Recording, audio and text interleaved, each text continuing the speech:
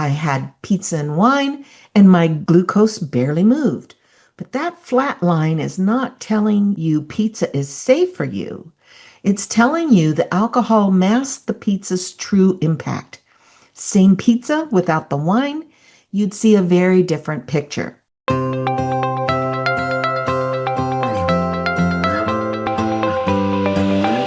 Hey everyone, my name is Lisa Chance and I'm a coach here at the Fasting Method. And I also look at CGM readings and labs from the deeper metabolic perspective. Today we're going somewhere a lot of you have been asking about: alcohol's effect on your blood sugar and what you're seeing on your CGM. CGMs, continuous glucose monitors, are everywhere right now. Stelo, Libre, Dexcom, G7. What used to be a diabetes tool has become a metabolic health tool for everyone, and that's genuinely exciting. But here's what I see happening all the time. Someone puts on their first CGM, and within 48 hours, they're completely baffled. Readings that don't make sense, spikes they didn't expect, flat lines that seem to be too good to be true. A really smart question came into our community that I want to address today, and it's about whether your CGM reading is even accurate when alcohol and carbs are both present. Short answer, it's not. And the why changes how you interpret your data. So today, after a quick foundation so that we're all on the same page, we're going to do a deep dive on alcohol.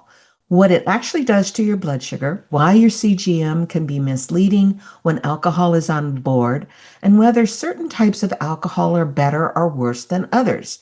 Beer, wine, spirits, the whole picture. And a lot of questions about what happens when alcohol is involved. All right, let's get to it. So before we dive into alcohol specifically, let me give you the quick foundation, because alcohol makes more sense when you understand what's supposed to be happening. Blood sugar is the concentration of glucose in your bloodstream. In the United States, we measure it in milligrams per deciliter. Elsewhere, it's millimoles per liter. A normal fasting range for a healthy metabolic state is around 70 to 99 milligrams per deciliter, or 3.9 to 5.6 millimoles per liter. After a meal, if you're not diabetic, the American Diabetic Association says we generally want to stay under 140 milligrams per deciliter. We like to see it heading back toward baseline within 2 hours. In a healthy person without any insulin resistance, a 30-point rise from food is typical. That's about 1.7 millimoles per liter rise in other places in the world. Why do we care? Chronically high blood sugar is damaging. It glycates, or caramelizes if you want to use a kitchen analogy, your proteins and tissues. That's exactly what your hemoglobin A1 test is measuring. How much sugar has stuck to your red blood cells. High blood sugar damages blood vessels and contributes to a whole cascade of metabolic problems. So it's not about chasing a number. It's about what your glucose pattern tells you about your underlying health. And I just want to point out that your CGM is not measuring blood glucose directly. It's measuring glucose in the interstitial fluid, the fluid between your cells. There's a lag time of about 10 to 15 minutes between what's happening in your blood and what shows up on the sensor. Keep that in mind as we go through this information. One more thing I want you to internalize before we talk about alcohol. Not every spike is food. Stress will spike you. Cortisol is a glucose-raising hormone. Poor sleep can raise your fasting glucose significantly the next morning. The dawn phenomenon, or dawn effect, an early morning rise driven by cortisol and growth hormone, is normal, not a sign that fasting is hurting you. Resistance training can spike you mid-workout, and that's healthy. A CGM can have artifact happen. If you lie on your sensor and compress it, you can get falsely low readings. I tell clients all the time, when you see a weird number, run through that list in your head before you blame a food and test, don't guess. By your finger stick for unexplained highs or lows. Don't treat without testing. Okay, with that foundation in place, let's get to the main event. First question. I've heard that alcohol can lower blood sugar. What's actually happening there? My bumper sticker answer, yes. Alcohol lowers blood sugar, but the mechanism is more nuanced than most people realize, and there are short-term and next-day effects that work in opposite directions. Here's what's happening. When you consume alcohol, your liver becomes occupied, almost obsessed with metabolizing it. Alcohol is a toxin, and the liver treats it as priority number one. Dr. Ben Bickman has a great short video called The Metabolic Bus. He lays out the order of what gets metabolized first, what gets on the metabolic bus first. We don't typically burn protein, we build with it. So the order is the carbs you just ate, the fat you just ate, the glucose you have stored as glycogen, and then your stored body fat. But alcohol gets priority boarding. It jumps to the front of the line. Everything else waits.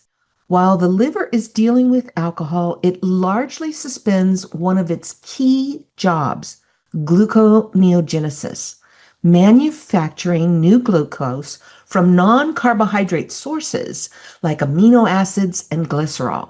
This is the part of how your body maintains blood sugar during fasting.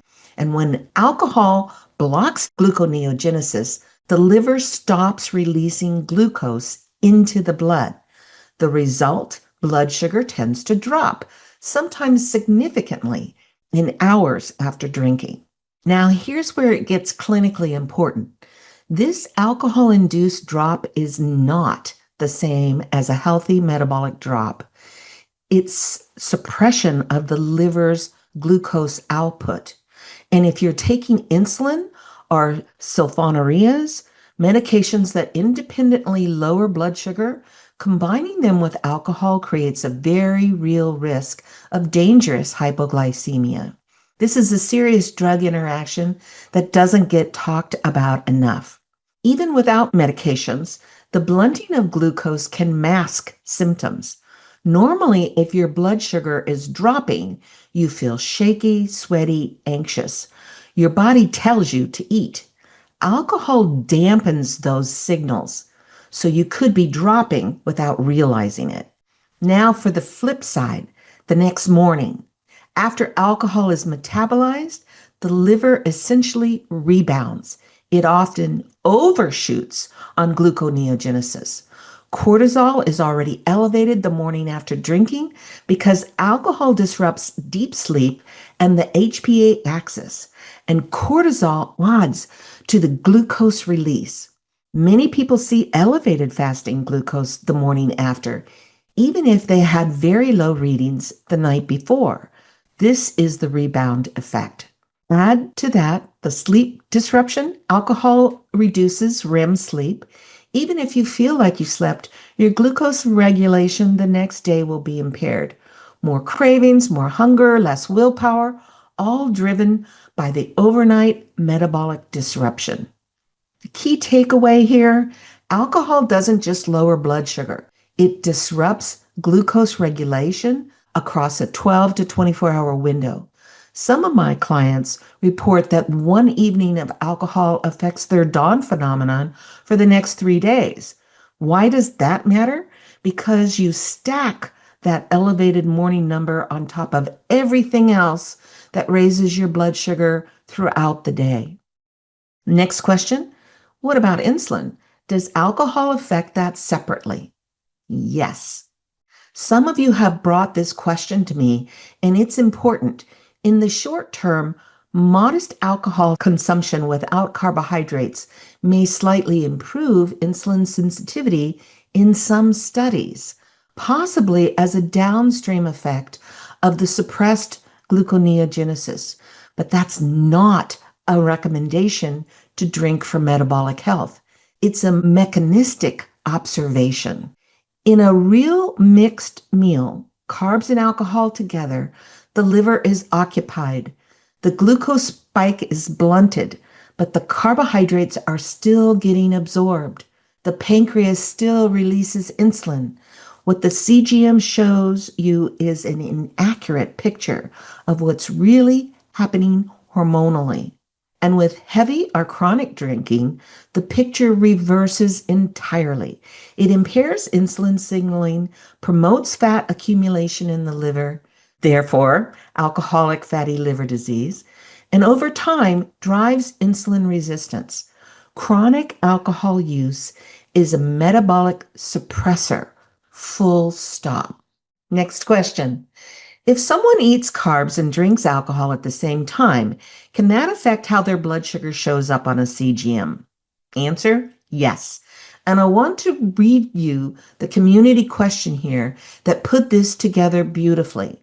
Coach Andrea said in a past session that alcohol reduces your blood sugar. So if I were to eat a carb, but also have a non-sugar drink, do I understand things correctly in that I won't get an accurate reading to the carb because of the alcohol consumption? Answer, yes, you're understanding this correctly. When you eat carbohydrates, your blood sugar should rise in a way that reflects your body's processing of those specific carbs.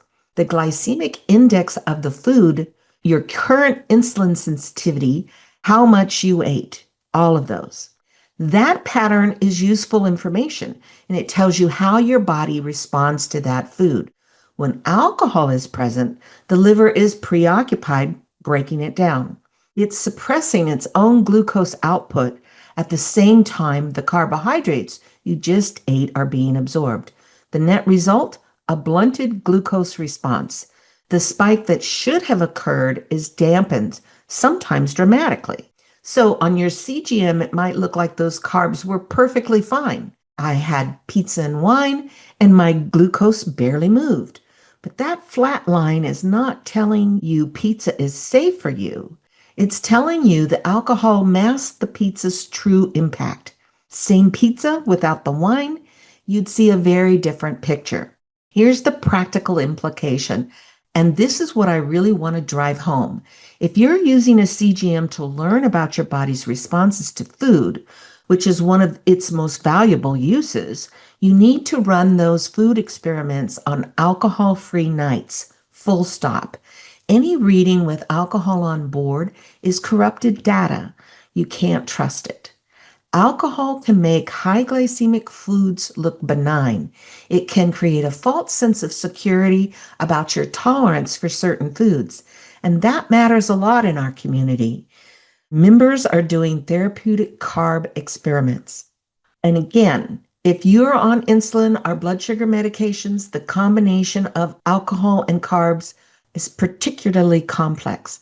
Alcohol suppresses liver glucose output, while medications lower glucose from other angles. Please discuss this with your healthcare provider. Next question. Which types of alcohol do the least damage? Now, this is the question everybody wants answers to, and the answer is nuanced, really nuanced. Not all alcohols are the same. Type, quantity, and quality all matter enormously. And for our community working on metabolic health, the fasting context matters too. Beer. Beer is typically the most metabolically disruptive option. It's made from grains, barley, wheat, corn, and contains significant residual carbohydrates, including maltose, which is a very high glycemic index. A standard 12-ounce beer can have 10 to 15 grams of carbs and sometimes more for craft beers. IPAs and stouts, light beers trim that down to about 3 to 5 grams, but they also reduce alcohol content, which means people often drink more of them. Beer also contains gluten in most varieties, a consideration for anyone with gut sensitivities. And rapidly absorbed maltose plus alcohol creates a particularly chaotic glucose and insulin picture. If you drink beer, the best metabolic choices are light lagers or low-carb options like Michelob Ultra that has about 2.6 grams of carbs, Our Bud Select, that's about 1.9 grams.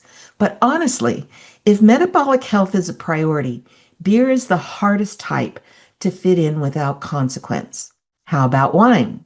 Wine is even more nuanced. There's actually quite a spectrum here.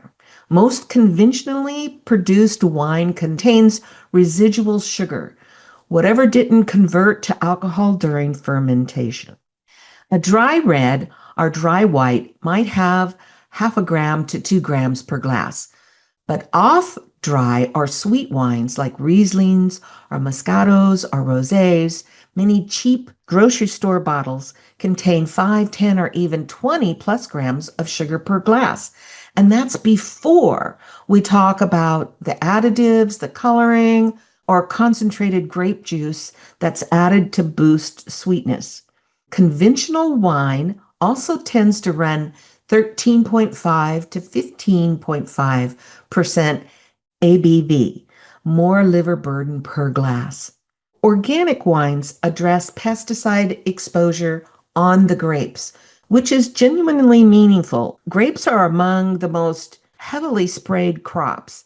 I see a real difference on my clients' CGMs with organic. But organic certification does not regulate sugar content, sulfites, alcohol level, or the dozens of other additives that they can legally add to wine. Organic can still be high sugar and high alcohol. Now, I know many of you ask about Dry Farm Wines specifically.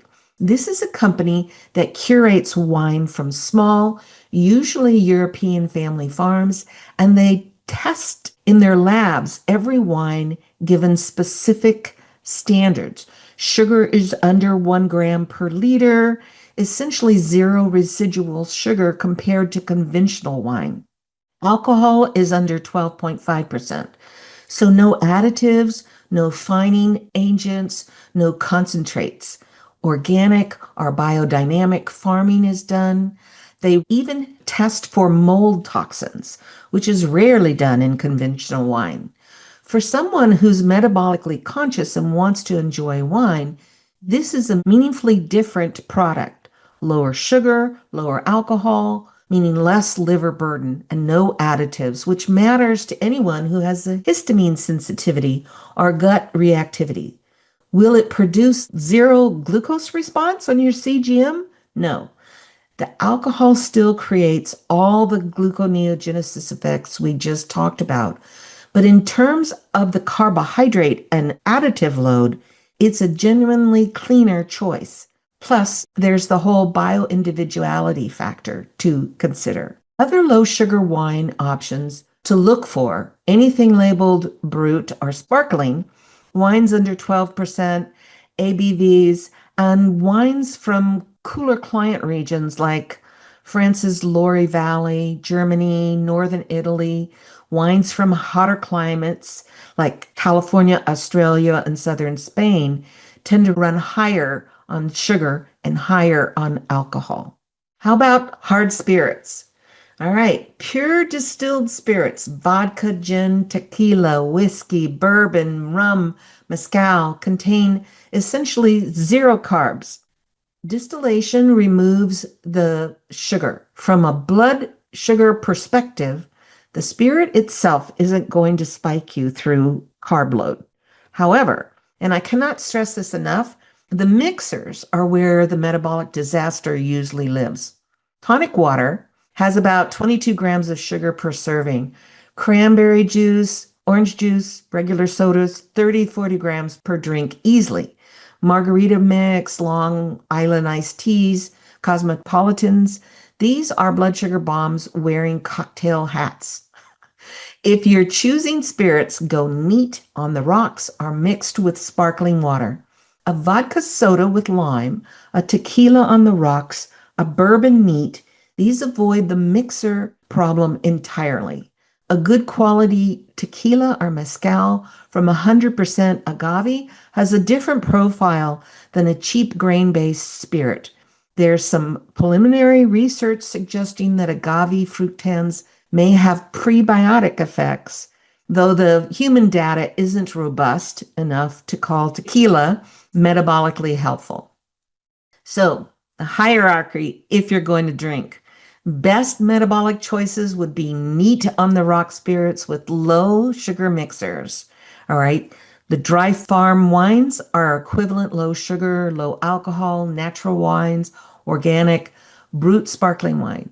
Middle ground are going to be your organic dry wines under 13% ABV, light beer, low carb varieties, standard dry red or white, one glass. Most disruptive is going to be beer, especially crafted IPA or stout. Sweet wines, rosés, dessert wines, cocktails with sugary mixes, multiple drinks of anything. This is the big one. Quantity matters more than type. One glass of any alcohol is metabolically far less disruptive than 3 glasses of the best option. Dose is everything. Before I wrap up, I want to give you the hopeful part because a lot of people put their first CGM on, see numbers they don't like, and get discouraged. Here's the arc of metabolic healing on a CGM. Early on, weeks 1 through 4, you might see higher fasting glucose than you expected. Significant swings, a pronounced dawn phenomenon. Don't panic. That's your starting point, not your destination. As you work on nutrition, meal timing, sleep, and stress, and as fasting does its thing, the curve flattens. Post-meal spikes get smaller and shorter. You return to baseline faster. That's insulin sensitivity improving.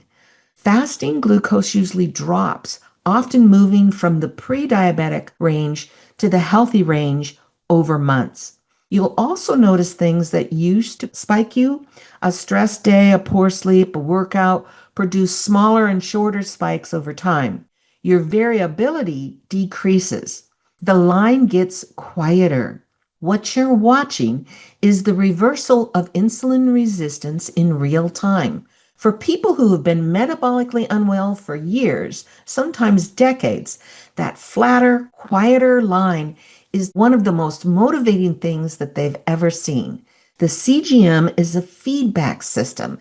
It connects cause and effect like nothing else does, and that's its real superpower. So let me leave you with a few key points from today. Your CGM has a lag. It's measuring interstitial fluid, not blood. Give it 10 to 15 minutes. And remember, test, don't guess with your finger stick. Spikes aren't always food. Stress, sleep, exercise, and the dawn phenomena will move your numbers. Alcohol suppresses the liver glucose production. The resulting lowering reading is not accurate. It's a liver preoccupation effect. Carbs and alcohol, unreliable CGM data. Don't use those nights to make decisions about food tolerance. Not all alcohol is equal. Dry spirits and low sugar mixers and low residue sugar wines are the most tolerable. Dry farm wines is a genuinely cleaner product. Beer is the most destructive. Metabolic healing is visible on a CGM. The pattern gets flatter, quieter, and more resilient over time. That's real. That's a win. Have you noticed anything surprising or confusing in your CGM reading, either related to alcohol or anything else? Share in the comments or tag us on social. We love learning from your real-world experiences. And if you're tracking your glucose and wondering whether the patterns you're seeing are normal, you're not alone. It's one of the top questions we get.